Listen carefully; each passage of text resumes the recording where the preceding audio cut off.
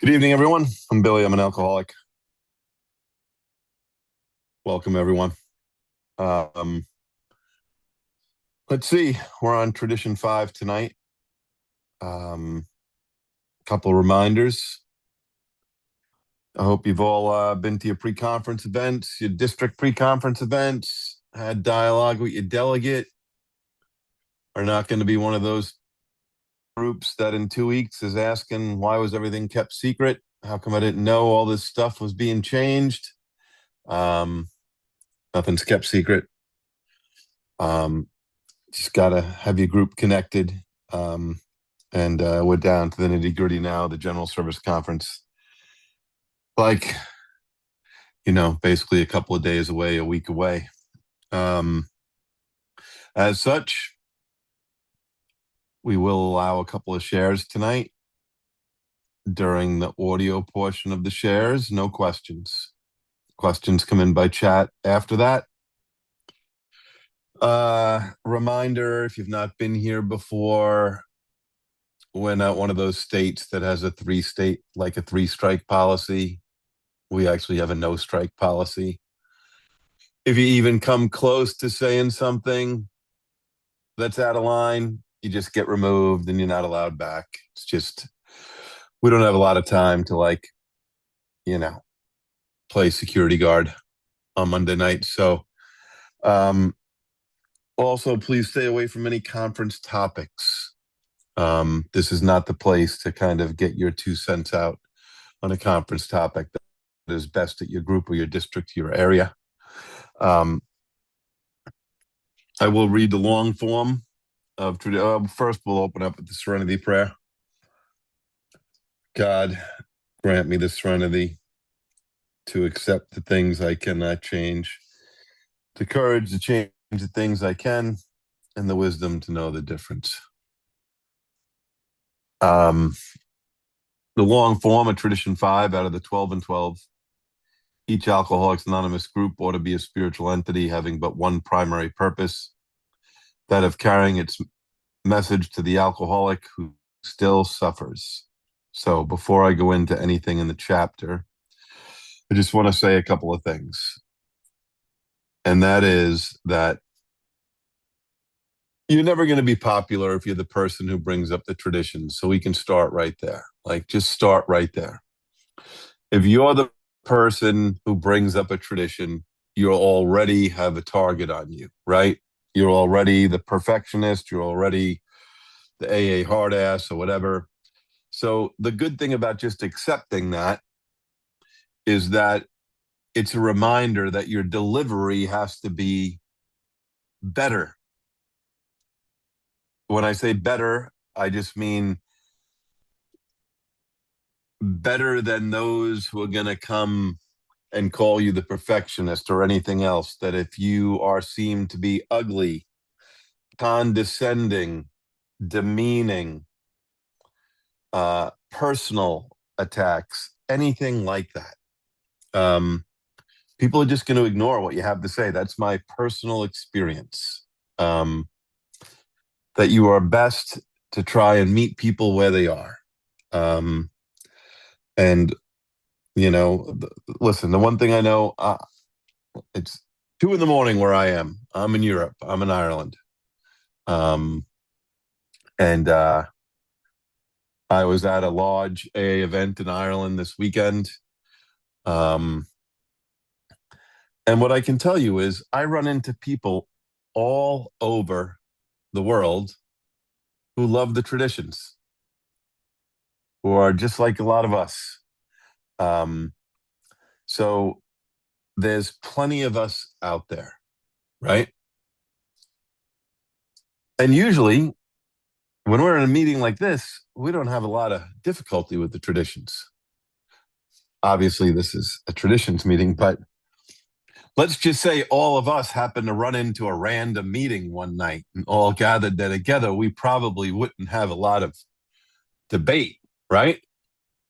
When we usually run into this, it's because we stumble into some place maybe we don't normally go, or we're not usually there. And so that should be like a warning sign right away that if you're in someone else's house, the only example I could give is being like a Yankee fan when I go to Fenway Park, you know? I'm a Yankee fan, When I go to Fenway Park, I realize that I am in Fenway Park, right? I was there the day that A-Rod and Veritek had a fight. I know exactly where I was sitting. I was with one of my best buddies, Dayton. You know, that is not a good time for me to start telling Boston fans what I think about the Boston Red Sox, right? It's a good time for me to just show some decency and maybe keep my mouth shut a little bit. And if I do have something to say it in a polite manner. So I just want to get that out there. Like a lot of times, if we're throwing this in, we might not be on our home territory. We might not be surrounded with like-minded folks. And also, I would tell you, because I think sometimes this is lost, is that let's just say you're in a meeting with 20 people. And let's just say you're the 21st. And let's say it feels like all 20 of them basically don't care what you have to say or disagree with you, whatever. My experience is if you share from the literature and your own experience, that when you walk out of there, one or two people is going to come up to you. You have said something that's going to jog their brain, that's going to tap them on the shoulder. And they're going to ask you questions. And even if it doesn't go your way in the meeting or the business meeting or whatever else, where, when it comes to the traditions, we're in the conversion business like one member at a time, not 100 members at a time, not a group at the time, you know? And the one person who decides to pick up the 12 and 12 or AA comes of age, just think about in the future how many people that person might affect. Even if you leave wherever you are totally dejected and you're like, wow, this doesn't even seem like AA. So I just want to, say that it's a lot is in the delivery. Um, if you've read this in the 12 and 12, um, I love the first line, shoemaker, stick to thy last. Better do one thing supremely well than many badly. This is the central theme of this tradition. Around it, our society gathers in unity. The very life of our fellowship requires the preservation of this principle. In other words, if we don't stick to just carrying this message, we risk AA going away. And there's a good example here. Alcoholics Anonymous can be likened to a group of physicians who might find a cure for cancer, and upon whose constructed work would depend the answer for sufferers of this disease. True, each physician in such a group might have his own specialty. Each doctor concerned would at times wish he could devote himself to his chosen field rather than work only with the group. But once these men had hit upon a cure, once it became apparent that only by their unified effort this could be accomplished, then all of them would feel bound to devote themselves solely to the relief of cancer. In the radiance of such a miraculous discovery, any doctor would set his other ambitions aside at whatever personal cost. So it is not crazy to compare recovery from alcoholism to cancer. I just want to get it out there with no disrespect, because, some of you might know my good friend Jennifer D. from North Carolina. She's a past delegate, was a young past delegate. Whether you know her or don't know her, just put her on your prayer list, because she's one of my best buddies in the whole world. And she just had some pretty serious cancer surgery and has a couple of tough months ahead of her. So nothing I say could ever, and as we know, Suzanne S. used to come to this every Monday night. And I was a pallbearer at her funeral. She passed away from cancer 5 or 6 weeks ago. But we forget because alcoholism is so uh, common in movies, TV, everywhere, what we're dealing with. Um, we kind of you know, when we talk about the uh, reason that we have 12 steps, I know that what I say could somehow go against some of the more big book centered groups. So, no disrespect to any of them. But we do not work these spiritual principles with the goal of becoming a perfect or a better person. That is a byproduct or a result of working the steps. The reason we have to work the steps is because we don't have an answer to the physical side of what we suffer from. The big book has a kryptonite. It's the second drink. We have no solution for the second drink. Other people who have lots of other problems, it's the perfect example talking about the fifth tradition. There are lots of people, including myself, who have lots of other problems, all kinds of problems. But the difference between us and the rest of the world who have those other problems, who are not alcoholic, is that for a lot of them, alcohol serves its intended purpose. Had a hard week?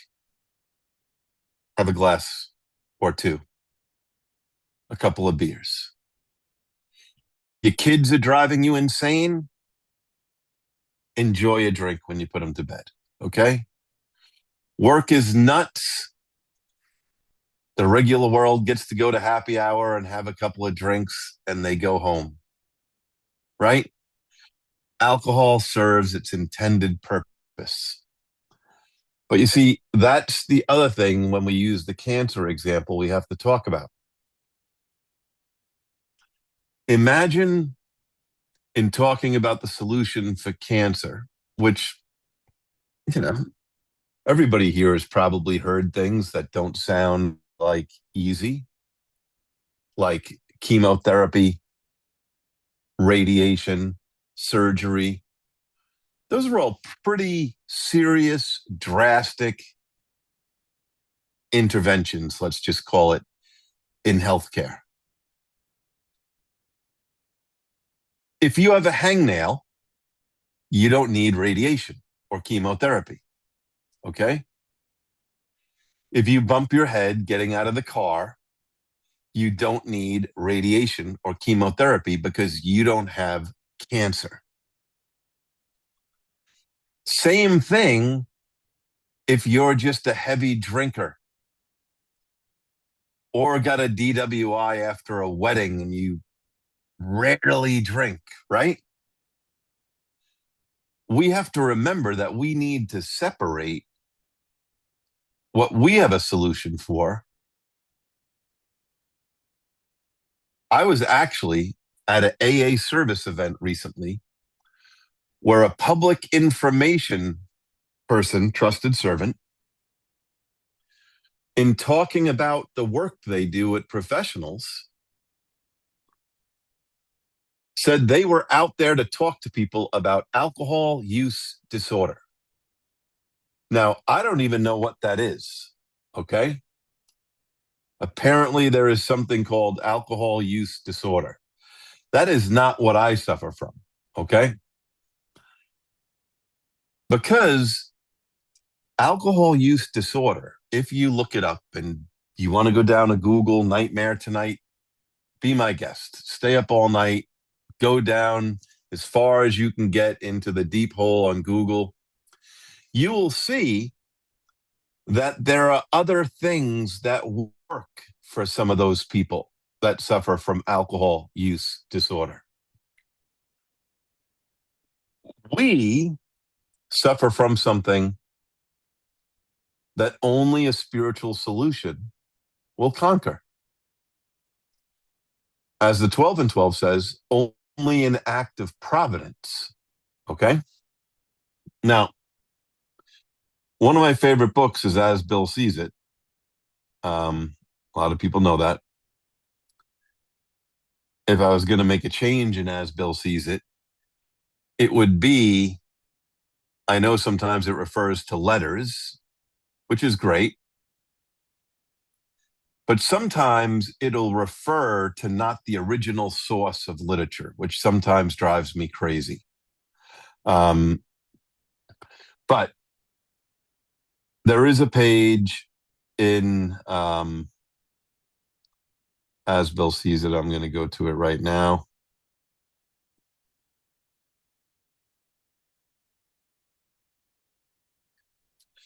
It's story 217 in As Bill Sees It. It's a letter from Bill W. to Carl Jung, to Dr. Carl Jung. And one of the things I love that he says in there, which really is about the very heart of this tradition, is he says, in the wake of my spiritual experience, there came a vision of a society of alcoholics. If each sufferer were to carry the news of the, he doesn't say alcohol use disorder, he says, of the scientific hopelessness of alcoholism to each new prospect, he might be able to lay every newcomer wide open to a transforming spiritual experience. In other words, when it comes to the physical side, we have scientific hopelessness. There is no cure for once we take the first drink. It's kind of like the dash or hyphen, whatever you want to call it, in step one. And we all say it means stop, right? We're powerless over alcohol, stop. Our lives were unmanageable, two separate things. But when it comes to using, again, the cancer example or the alcoholism example, you see, if you're not an alcoholic, you get a lot of grace from God and how much unmanageability you're allowed to have in your life. See, we don't get that amount of grace. Because if there's too much unmanageability to the right of the dash in step one, then the obsession might come back so strong that we pick up a drink and we go to the left of the dash. And on the left of the dash, we don't have a solution. So it's so important to remember that when we're carrying this message, and I will go this far, our message might not work for somebody who has alcohol use disorder, who's not a real alcoholic. Because if they don't have the hopelessness that Dr. Bob had after he heard Bill talk about his hopelessness, they might not be willing to do the steps. Now, as a result that I can't pick up the first drink, as a result of the steps, hopefully, maybe by year 40, I become a little bit of a better person, right? Like maybe that happens, right? Like little progress. But what we all know is, what's the game that every AA member plays with step one and step 6 directly related to tradition 5 is we want to figure out how much unmanageability can I keep in my life without having to pick up a drink, right? I mean, that's really the magic question, right? Like, what percentage of unmanageability can I keep in my life? If you go to step 6, again, I'll go to one of my favorite pages in As Bill Sees It, which is story 327 about defects. It's all about unmanageability. It says we basically do three things when we come to defects. We have a rebellious refusal to work on our glaring ones, which it says leads to almost certain destruction. In other words, we're not going to deal with the destructive ones. The obsession is going to come back calling so loud, you will not be able to stay away from the first drink. That's what it's saying right there. And then it says, or perhaps for a time, we can stay sober with a minimum of self-improvement and settle ourselves into a comfortable but often dangerous mediocrity. That's the kind of percentage playing I'm talking about in unmanageability. That's where most of us love to live, is how much mediocrity can I say there until the defect becomes so glaring. But the point I'm trying to stress is our message is for people who, if they pick up a drink, are done. It could mean death. It could mean institutions. It will mean eventually their organs shutting down. It will mean eventually their brain becoming a wet brain if you drink like we drink. Like that's what happens to people like us. And that's why this message is so important. And, you know, in what I was reading in the 12 and 12, you know, after the cancer example, it goes on to say, just as firmly bound by obligation are members of Alcoholics Anonymous who have demonstrated that they can help problem drinkers as others seldom can. The unique ability of each AA to identify himself with and bring recovery to the newcomer in no way depends upon his learning eloquence or any other special individual skills. The only thing that matters is he is an alcoholic who has found a key to sobriety. So I want to point that out because what are the common things that we sometimes hear in AA that really have no business in AA, or create things that people hear and just repeat?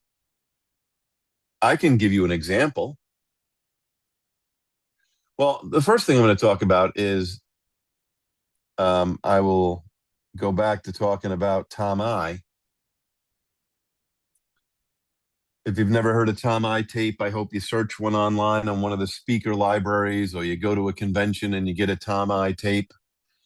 And it's not for me to tell his story in a nutshell, but let's just say he got sober young. He served 9 years in prison, and he became the first convicted felon to become the warden of a maximum custody penitentiary. Okay.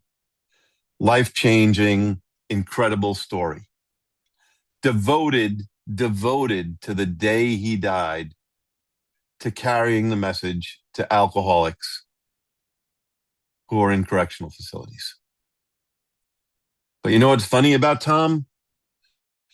The conference-approved literature called Inmate to Inmate, Tom hated the title of that book. He loved the book.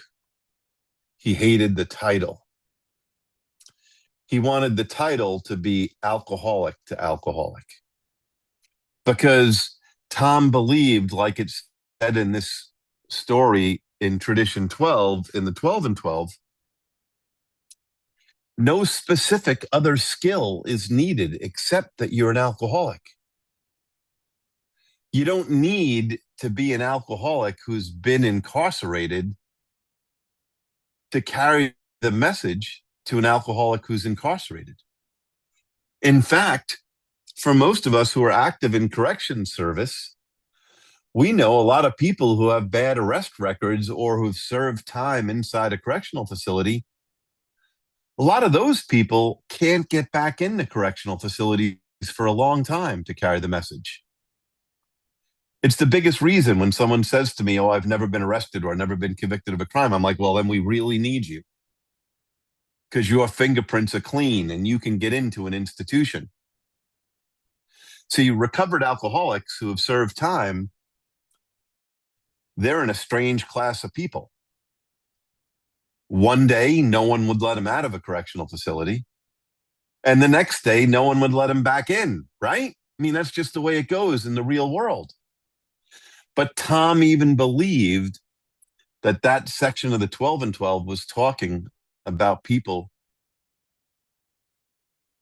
who are confined. They don't need someone with a special skill. And so I say that because how many times does someone like, I've heard people say it, oh, I met this newcomer. They have a food problem too. So I'm going to try to find someone who also has a food problem. That has nothing to do with recovery in Alcoholics Anonymous. It's, do they have a story, an alcoholic story, as problems other than alcohol, so as a genuine alcoholic history? Can they share our message with another alcoholic? When we start talking about specialized skills, we're going completely against what it says here. And it says further on in that chapter, under these compulsions of self-preservation, duty, and love, it is not strange that our society has concluded that it has but one high mission: to carry the A message to those who don't know there's a way out. Isn't it funny? I'm reading this and I'm in Ireland, and this is the chapter that talks about the Irish being so stubborn. If I went on a couple of more paragraphs, right? What's it say? But he's an awfully tough Irishman. I never saw a man so obstinate. Apparently, it's okay to pick on the Irish in our literature. Not other groups, but okay to pick on the Irish. Then we come to specialized meetings, what literature calls special purpose meetings. It's very important that we think about what is the purpose. Now, I'm going to throw meetings and literature in the same category when it comes to special purpose, because I think sometimes that I am not a person who believes that literature that reaches out to different segments of society divides us. If you do, I have total respect for your beliefs. That's not my belief. I think it's important to understand we basically have a couple of different kinds of literature. We have literature that speaks to professionals, okay? Usually alcoholics hate the literature that speaks to professionals, but we're not the intended audience. It was never for us. Don't let it bother you too much. It's for professionals. It might use some of their language. Like we used to say pre-release in corrections AA service. Now we say reentry. Why? Well, because professionals don't use the term pre-release. They use reentry. So we have that literature. Put that off to the side. Then we have literature geared towards people like us. But it's divided really into two categories. Those in AA and those either not in AA, kind of in AA, or like an AA astronaut around AA, right? Like that's basically when it looks to the literature that talks to people like me and you, like the big book. I love the big book. It's not a good public information tool.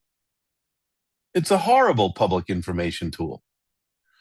The big book is for people in AA, or at least people who have reached some kind of bottom and all they have is the book to read. But it's not a public information tool. The other literature that some people get so mad about,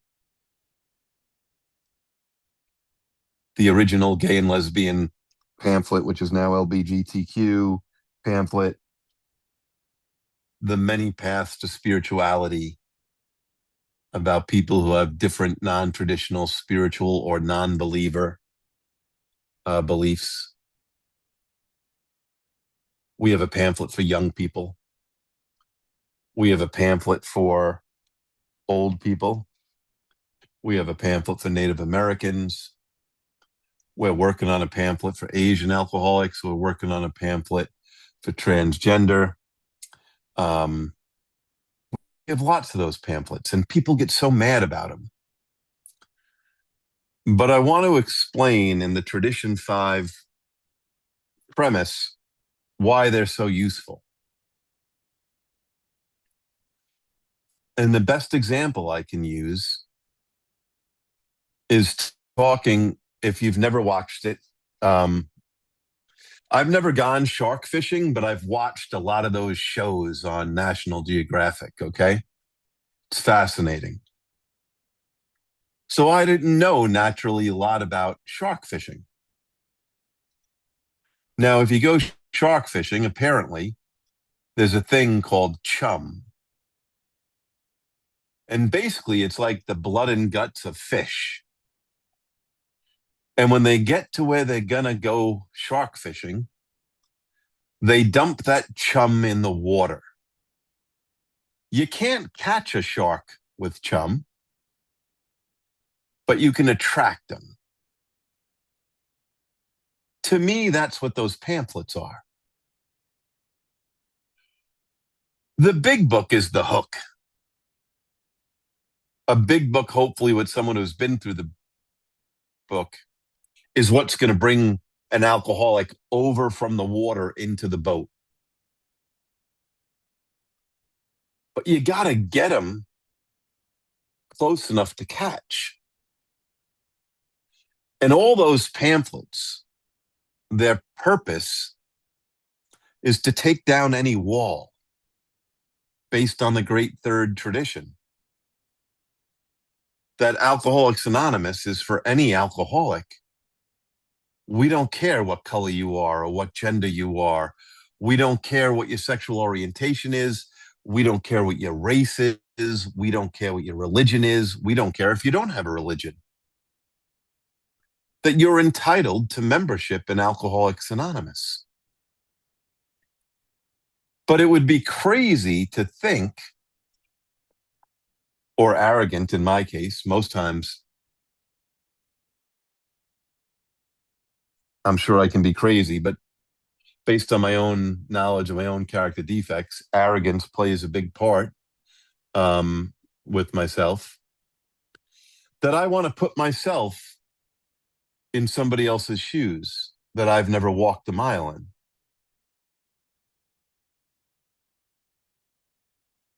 And that's really not very open-minded or spiritual of me to want to put myself in someone else's shoes that I've never walked a mile in. I'll give you 2 examples of why I think these pamphlets are great for Tradition 5 as far as carrying our message to everybody. The first one I'll tell is a story I've told about the gay and lesbian pamphlet many times. Because a long time ago, when I was a delegate, we were working on some other pamphlets, and a woman wrote a letter to the trustees literature committee about her experience with the gay and lesbian pamphlet. It was still called that at the time. And the funny thing was, she had never read it, but she credited it with saving her life. How's that possible? It's because she said she was a young lesbian female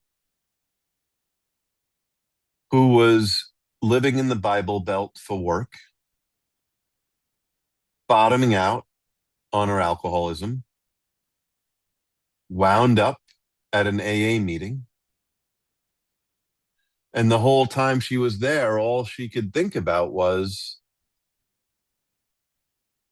oh, are gay women allowed here?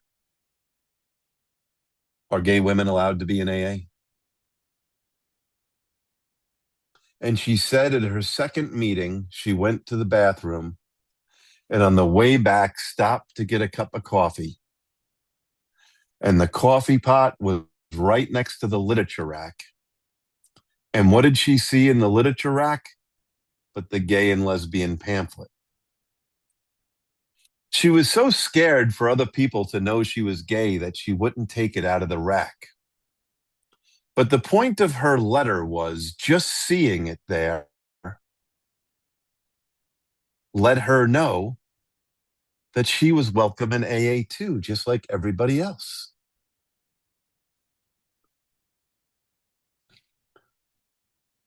The other story was when the original African American pamphlet was being created, there was a lot of controversy in the fellowship over that pamphlet.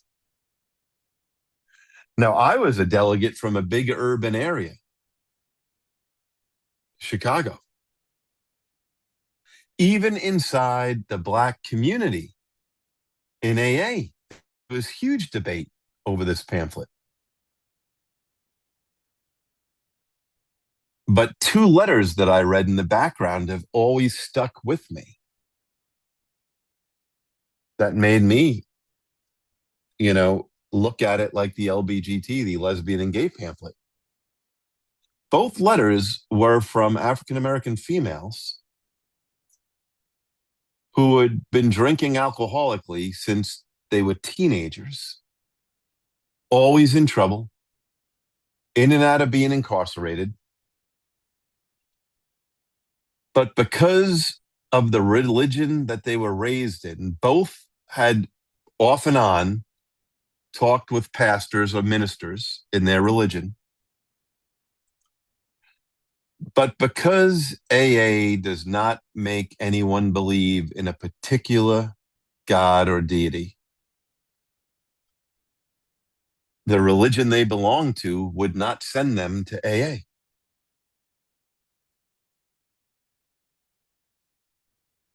And I'm not saying that makes that religion bad. It's just that there's so much misinformation out there about AA. And both of those women wrote like finding AA was the best thing that ever happened to them. So those pamphlets are supposed to take the walls down, but the alcoholism is the same. And where we see a lot of this tradition getting trampled on is at AA conventions and conferences, to be perfectly honest. People want to blame the treatment community or all this other stuff, but like, I don't know, I go to a decent amount of AA conventions and conferences. The erosion of Tradition 5 over the last, I would say, 10 years, but especially 5 years, has never been worse.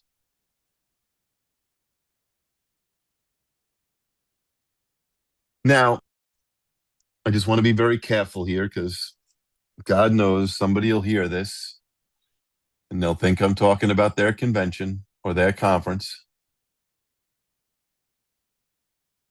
If your conference has a golf tournament that is clearly not part of the recovery program, that's great. It's a weekend get together. If your program has a fun run or a 5K, great. It's awesome. If your program has a poker run, which motorcycle riders, bikers like, if it's totally separate from the recovery portion of the program, that's awesome. It's part of the community and the fellowship. But that's not what I'm talking about. I'm talking about that now inside the AA program, inside the program of AA recovery, inside these conferences and conventions, what do I see now? I don't see yoga as an extra like a golf tournament. I see practicing step 11 with yoga. We don't do that. If it helps you at step 11, that's awesome. But that's like church helping somebody else. It's separate than AA. I can't go to an AA convention today without there being a sound bath there. Apparently, sound baths are at an all-time high in public appreciation. And I'm not saying that sound baths are evil or not good. They're just not part of our recovery program. Now, if you want to have just a recovery event and not an AA event, great. But if it's an AA event, we have Tradition 5. We have 12 steps. And we use the big book and the 12 and 12 and some other conference approved literature to help people with those steps. And it's not me to tell people how to go through the steps or how many columns your fourth step should have, and if you should have the extra column, or if you should use the worksheets or anything else like that. None of my business. But when we start putting other things, what happens to the newcomer who comes to that convention or conference? They start thinking sound baths are part of AA. They start thinking CrossFit or yoga is part of AA. And when it comes down to it, AA is very simple. Our message is the steps. The traditions protect the steps. And the concepts perpetuate the steps. So,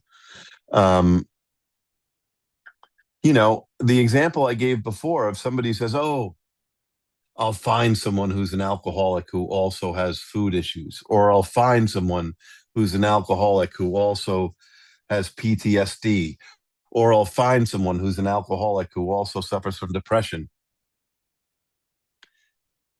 Listen, I say all the time, I don't have children. I have people I sponsor who have been involved in custody battles. I send them to another man who's been through a custody battle with dignity and grace, or try to have dignity and grace. Not every AA member has had problems with the IRS. Seems some of us have. But those are different life skills to get help with. Not a criteria for sponsoring somebody. Any alcoholic should be able to help any other alcoholic. So I'm going to open it up to 4 or 5 people to share for 2 minutes. So we'll be timing. I will give you like a 15-second warning if you're close to 2 minutes. But if anybody would like to share some of their experience with Tradition 5, we would love to hear you. So please raise your virtual hand and I will call on you and unmute you.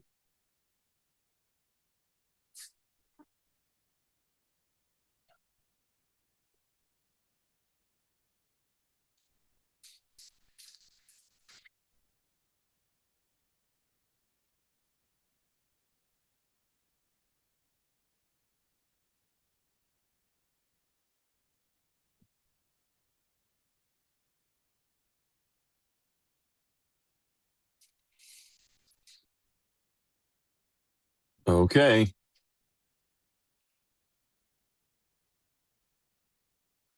Pat R., you will be first, and I'm sending you an unmute message right now. Hey everybody, my name's Kat. I'm an alcoholic in Minnesota. I had 2 very distinct uh, experiences with Tradition 5. Early on, I had someone who asked me to be their sponsor, but they wanted to work from the NA Big Book because they felt that that was their issue. And I met them at an AA meeting. And me being young, in both age and recovery, I was like, I could probably do that, right? And luckily, I had a sponsor who was like, "No, don't do that. That's not your experience. Have you even read that book?" And I was like, "No, I haven't." And that's also not my issue. And so I was able to then go to that person and be like, "Hey, I can't sponsor you out of a book I haven't read. I can't sponsor you with an issue I don't have.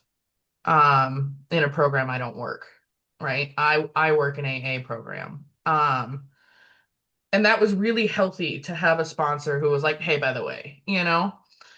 And then the second one I had was with my current sponsor. We're both double winners, right? We're both in Al-Anon and in AA, but we don't talk about Al-Anon regardless of knowing that about each other. When we're working together, we work an AA program. We work from AA literature. And because we are working together to make sure that we both stay in the middle of AA. Um, and it's one of those boundaries that she put forth when we first started working together, where she was like, "Hey, I know this about both of us, and we're not going to talk about it. Like, that's not what our time is used for." Um, and I don't know, it's just been really healthy for me as an alcoholic to have those clear, defined boundaries to be like, this is my time to work on this issue that I have, right? That's it. And then when I'm in a meeting space, I'm not worried about anything else. Like I walk through those doors and that's all we're doing is recovering from the disease of alcoholism. Because I think that this tradition can be a great equalizer in the rooms, right? Um, but yeah, those are just the two experiences I've had that over my recovery that have really stuck with me. And thank you for allowing me to share. Thanks. Thank you very much. And Kat brings up an amazing example. I'm just gonna, there is no such thing in either fellowship, by either fellowship's definitions of the traditions, as a double winners meeting. I just want to get that out there.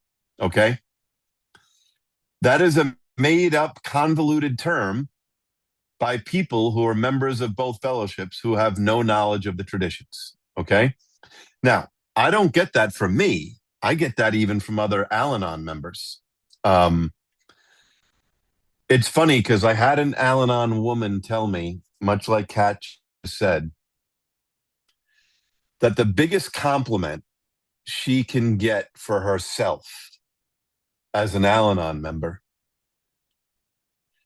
is when she's at some AA event and runs into somebody in Al Anon who says to her, "I had no idea you were an alcoholic."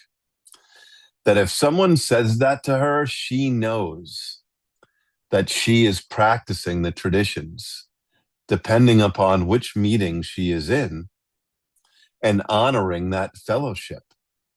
Um, so it's a great point that Kat brought up. Next up is Derek. Derek, I'm going to send you an unmute. Hold on. There you go. Hey, thanks, Billy. My name's Derek, and I'm an alcoholic. Um, I was going to talk about something else, but you kind of brought up the Al-Anon thing, and I too wanted to be a double winner. I wanted to be more, right? And I went there, and it wasn't as nice an experience that I had with our fellowship. And the problem was that I announced myself as a double winner, and what I wasn't doing was I wasn't confining my discussions to my problems with Al-Anon. Right. And what I didn't understand, and that me trying to be all that for everyone, someone new showing up for very new in their Al-Anon meetings, I was the enemy. Right. I wasn't able to confine my discussions to their problem. And I was advertising myself as their enemy. And I'm wondering why I couldn't develop fellowship. It was all based on arrogance and ego and misinformation. But what I put my hand up for was, I came into meetings, meeting anonymous is what I called her. Eventually evolved into sit on your ass anonymous, right? And I think from Billy, I got the phrase from the 1965 International Convention when Bill W. claims that the first concern of members should be with the problem drinkers the movement is still unable to reach. Right? And caring doesn't apply to anyone in the rooms. We're already there. We've had the message carried to us. Caring is beyond the rooms. And in the AA pamphlet, I think I got this from Billy too. It describes the difference between a meeting and a group. And a meeting is defined by, they start with with a moment of silence, and then do the hour-long meeting if it's an hour, and then they close with the serenity prayer. And if they meet once a week, nothing happens until they meet again the following week. Good stuff. That's defined as a meeting. And a group is defined the same, does everything that a meeting does, except it's judged by when the meeting closes and they're alcoholics in action, carrying the message of those who suffer until they meet again the following week. That's what I understand the definition of a group. That's in the AA group pamphlet. So, like, I know a lot about Sit on Your Ass Anonymous, but if I'm practicing Tradition 5, my first concern should be with the drinkers our fellowship is still unable to reach. And isn't it nice that I get to go to a nice warm meeting anytime I want and share fellowship with people? But what about the people who haven't made their way to their very first AA meeting? Difference between a meeting and a group. Thank you. Thank you, Derek. Let's see. Next is Brian E. Brian, I am sending you an unmute message. Hi, everyone. Brian, alcoholic. Thanks, Billy, and everyone else for showing up. Hearing the talk of the double winner reminded me of, I'd completely forgotten this, of the other form of being a double winner when I got sober in Southern California in the middle 80s. And it was pretty, like everyone was an ANDA, alcoholic and an addict, or whatever the ANDA was. And I wanted to be an ANDA, right? And so I'd done a few drugs. I didn't like them, but I did them. And so I became an ANDA, an alcoholic and and an addict. And I remember I went to my first NA meeting and I thought I'd landed on another planet. And then, and I didn't figure out at that point that I didn't figure in that I wasn't an addict. And I went to a dance, a young people's dance in Vegas shortly after that. It was an NA dance, and I felt like I had landed on the same planet that I'd never been to before, and so I had to figure out for myself, like the reason I wanted to be an ANDA was because it seemed to be more socially acceptable to be an addict than an alcoholic at the time. And so, I thought maybe that would kind of break down the severity of what I was dealing with, and by kind of being an ANDA. And I fortunately found out for myself that I'm not an ANDA. I'm a pure tongue chewing, babbling idiot alcoholic, right? Like Chuck Chamberlain talked about. So, I'm just so grateful that we do. I didn't know that about Tradition 5 then. I'm very familiar with it now, and I'm really, really grateful for it. So again, thanks everyone for showing up. Thanks. And Brian brings up a great point because there's so many tangents you can go on Tradition 5. But we're a sole purpose fellowship. There's no reason to identify dual or multiple. It's confusing to the newcomer. I will suggest, because, my mind is open, probably one of the greatest things written on not only what you call yourself, but the language you use. We're sober in AA. Those fellowships mostly use the word clean. But just Google Narcotics Anonymous Bulletin 13 after this meeting. That's all you got to do. Just Google Narcotics Anonymous Bulletin 13. Probably the greatest thing ever written about respect in each fellowship was written by a Narcotics Anonymous trustee. So good that they published it as a World Service Bulletin. But we don't want to be confusing. Now, as I say that, I don't get my head wrapped around if somebody calls themselves something, okay? Especially a new person. I go by the John G. rule. I don't believe basically anything a new person says for a year. So why am I going to get mad about what they just said? They don't even know what they're talking about. So thank you. I think, Brandon, did you have your hand up? Hold on. I'm going to unmute you. Give me a second.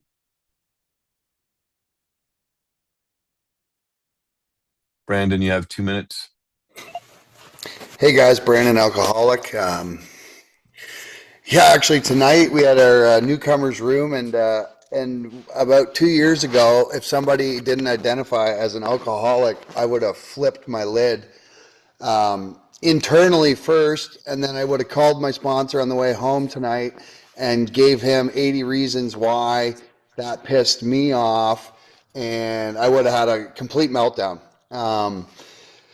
I've learned a lot over the years, and one of the things that Billy had mentioned, I believe in a talk a while ago, or that I'd come across years ago online, was that if I don't have the time to go sit down with that person and ask them why they need to identify that way, then I have no right to judge them. And I'm able to do that today, and I was able to leave a group that hadn't lost its primary purpose a few years back, and get into a group a 3 legacy group that has now changed again my recovery, and brought it back to the alcoholic who still suffers. And I recently was asked by a guy similar to the first share tonight, to bring him through the book, and he said he wants to go through it the AA way because of how the elders are here and there's so much wisdom, but he would sit on a case of beer and do drugs. And I said, well, dude,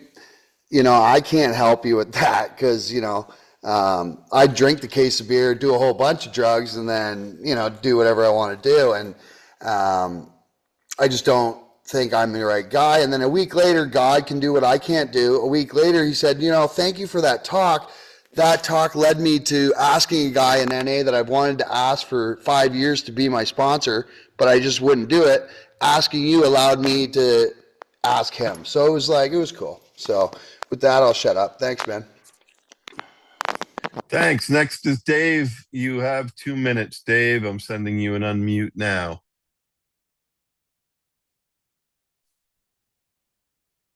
There you go. Thanks, Billy. My name's Dave, a real alcoholic, an alcoholic. I remember I had come into the program, and I would say alcoholic. I'm an alcoholic addict, and I didn't stay sober.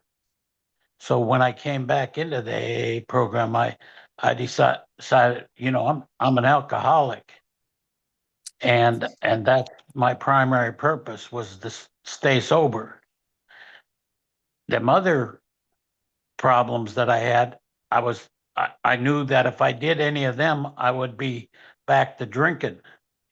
So I had to really look at them. But my primary purpose was to stay sober.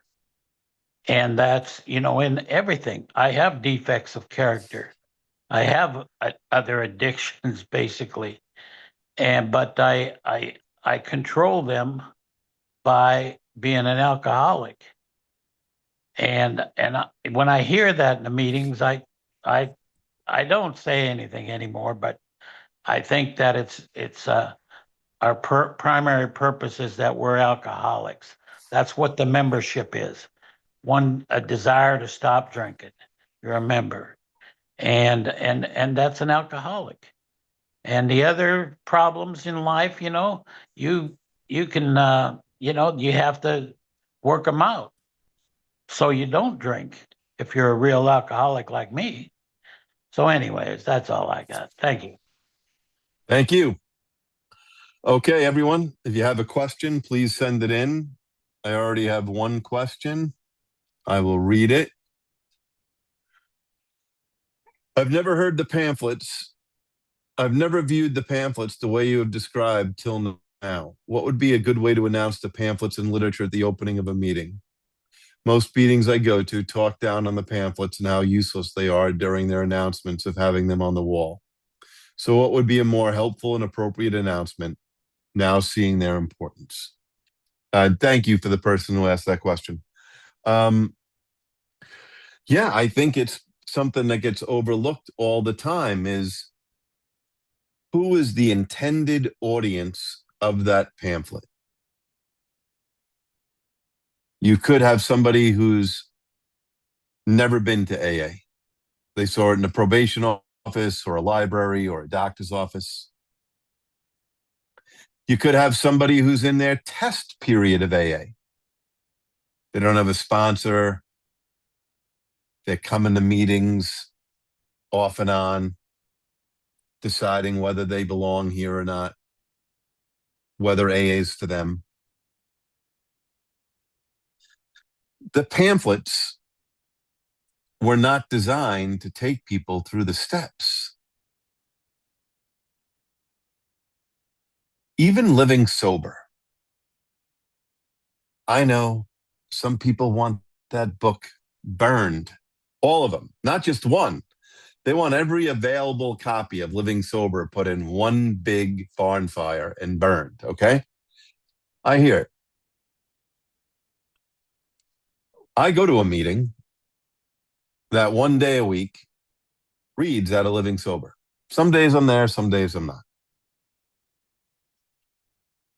The one page that they read, there's like 2 pages that they read every week. The one page is the one that says, this is not a book to take you through the steps. This is a book to talk about living in a world that's filled with alcohol, going to holiday parties, going to first communions, whatever. But the same with the pamphlets. It's who is the audience. So I know it's easy to get caught up in that we have too many pamphlets. Maybe we do. Who knows? But you know, the first special purpose pamphlet was for women. And we all know that there weren't a lot of women in the beginning. And we also know that there were some men who didn't even believe women could be alcoholic.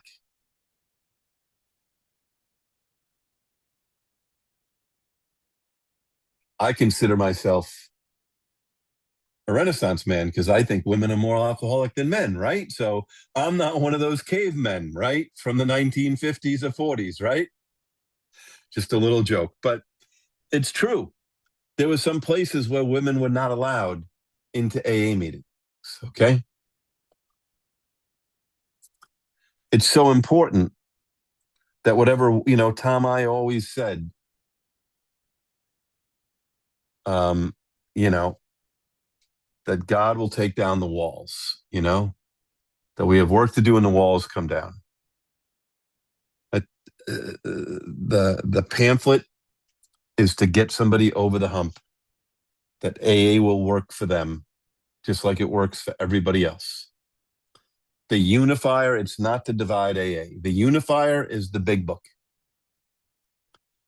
See, and that's the thing I wish we could get across. I don't know the current count of how many different special interest pamphlets there are. But the big book works for everybody from every category of every one of those pamphlets. The big book and the steps are the spiritual unifier. But it is hard to get that across, especially because we know that those beliefs usually run in sponsorship lines or families. So if the person that they look up to thinks those pamphlets are horrible and all they do is divide AA, then they think, that's what it's about. But we got to be honest about who we are and where we come from. Young people were told they were too young to be alcoholics. AA itself, I believe, is the perfect spiritual entity, organization.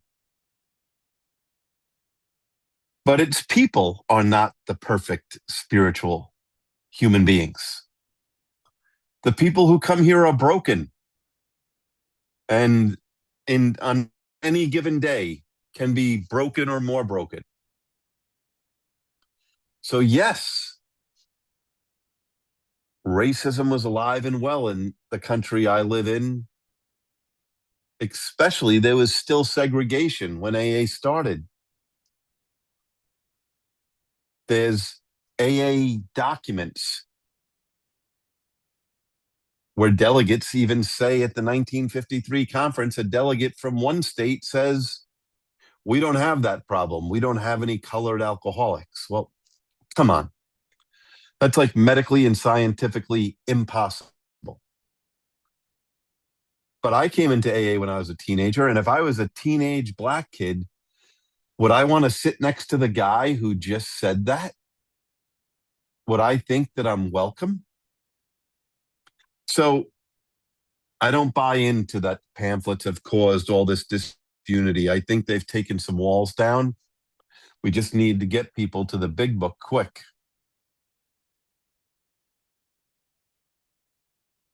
Oh, I can already tell I'm going to love this question. And I didn't even plant it. Just want everyone to know it. There is something called a recovery church in my area.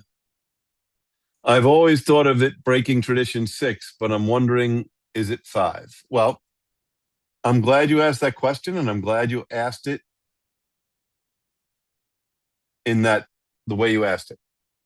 Number one, nobody outside of AA can break the traditions. I just want to make that clear. The traditions are not for everyone else. They're for us. Do we send a letter to news organizations? Yes. We ask them to help our members honor our traditions. But at the end of the day, if someone breaks their anonymity on TV or in a newspaper or a magazine or whatever, it's the AA member who did it, no one else. So Recovery Church itself is not a violation of the tradition. They have a right to be a church and be recovery. Anyone has a right to have any organization.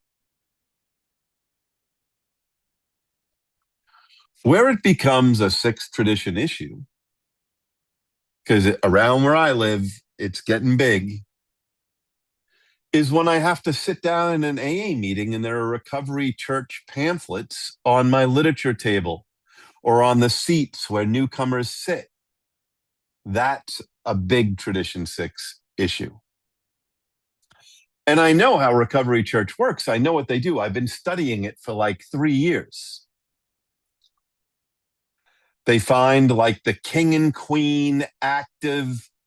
They find like the most active, best looking AA couple they can find who have all the sponsees. And then they have them start a Recovery Church chapter. Like, I get it. They know how to build. So there's nothing wrong with St. Joseph's Church, the synagogue down the street, or Recovery Church, or the mosque around the corner. There's nothing wrong with any of them. When it becomes a Tradition 6 issue is when a member who goes to one of them brings that back to AA or uses AA as a recruiting ground. Like at a meeting where I live in my area last year, one of the chair people had the pastor from Recovery Church speak who doesn't even go to AA. That's crossing the line. But I find the way we can best uphold our traditions is by not talking bad about those things, but actually respecting their right to exist outside of AA. but to leave it outside of AA.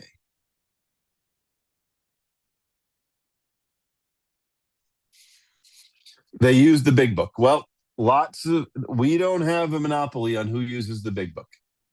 If they want to use the big book at Recovery Church, they can. Other 12-step fellowships use the big book. It's when they bring Recovery Church into AA.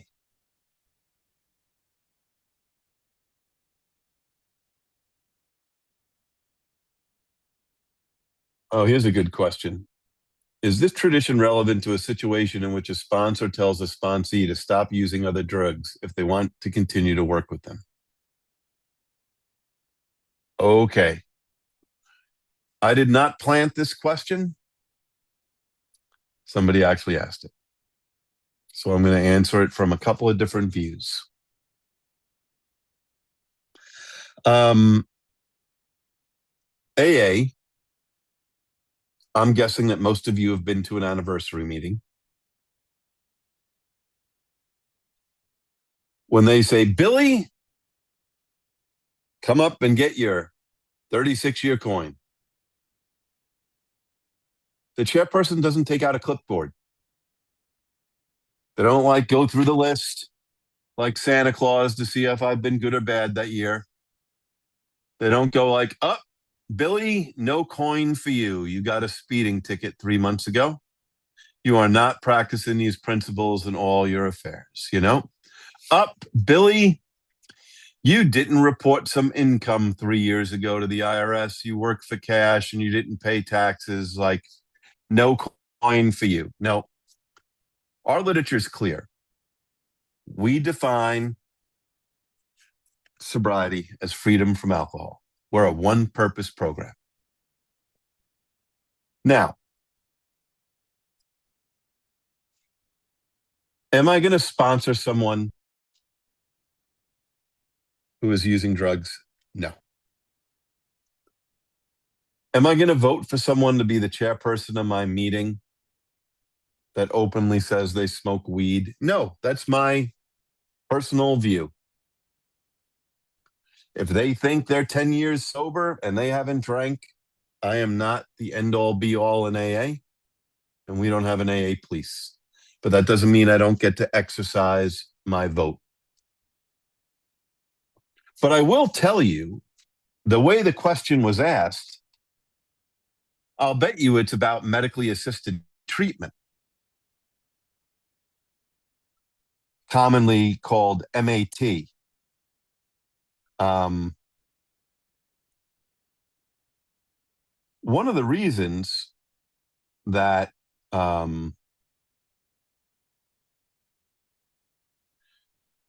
sometimes I think people come to AA, especially for drug addiction, who want to continue to take MAT, is because the fellowship that deals with drug addiction has a different view than AA does, and they don't like it. And we have a lot of alcoholics who are sponsoring people who have other problems, who shouldn't be. If you've never heard what that other fellowship says about it, I'll read it to you. As we've previously stated, NA has no opinion on the practice of any organizations or practitioners outside of NA. However, within the context of NA and its meetings, we have generally accepted principles, and one is that NA is a program of complete abstinence. By definition, medically assisted therapy indicates that medication is being given to people to treat addiction. In NA, addiction is treated with abstinence and through the application of spiritual principles contained in the 12 steps of Narcotics Anonymous. So people wonder why people who are taking medicine for drug addiction want to be sponsored by AA members. Because AA members have no idea what the experts on drug addiction and other fellowships are saying. I just read to you what they're saying. My position is clear with sponsees. I have sponsees that are alcoholic and have other problems. But if one of those other problems is drug addiction that's so severe they need to take medicine, then I'll only sponsor them if they go to that other fellowship also. If that other problem is so severe they need medicine, then I'm not going to have that on my conscience when something bad happens to them. For their first year, they can go to the other fellowship also. Because people are dying out there. And we are playing with people's lives. So thank you for that question. It's a great question. All right, that is it. Next week, we will be on Tradition 6. We will have a guest speaker next week. We will have a guest speaker also for Tradition 7. Thanks, everyone, for being here tonight. We will close with the responsibility statement. I am responsible when anyone anywhere reaches out for help. I want the hand of AA always to be there. And for that, I am responsible. Have a good night, everyone. Thanks.